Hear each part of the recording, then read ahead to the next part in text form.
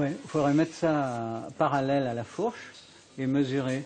À 73 ans, Eric Offenstadt, l'homme à la barbichette et à la blouse bleue, conserve l'esprit pionnier. 49, 9, 10 000 ans comme ça. Dans les années 60-70, il mène sa vie tambour battant. Pilote de monoplace chez Matra, équipier de Jim Clark chez Lotus, puis pilote de moto qu'il construit lui-même. La Motobut, en 1978, est un concentré de ses recherches. Eric Offenstadt cherche pas à pas pour améliorer le freinage et l'adhérence. 35 ans plus tard, fini le step by step. Où se passe la suspension? On part d'un cahier des charges disant voilà, il faut que la moto fasse ci, fasse ça, fasse ça. Ensuite, à nous de calculer pour que la moto le fasse.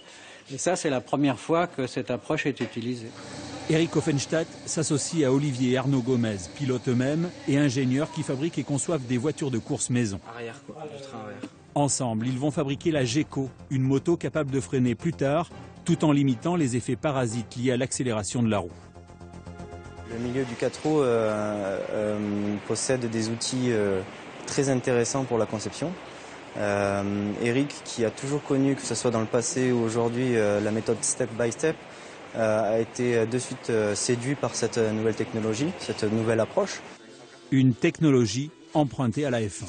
On utilise en fait des choses qui ont fait leur preuve en automobile, c'est-à-dire la fonction homocinétique, qui est le fait qu'une roue, quand elle passe sur des bosses, monte et descend, au lieu d'accélérer, décélérer comme avec une fourche télescopique ou une transmission par chaîne actuelle.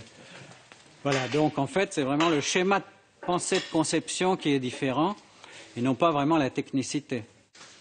Avec les trains homocinétiques, la Geco gagnerait en freinage et en adhérence. De prestigieux partenaires et des pilotes de renom soutiennent le projet. L'homocinétique va-t-il tuer un siècle de fourches télescopiques? Seuls les essais routiers prévus en novembre 2013 nous le diront.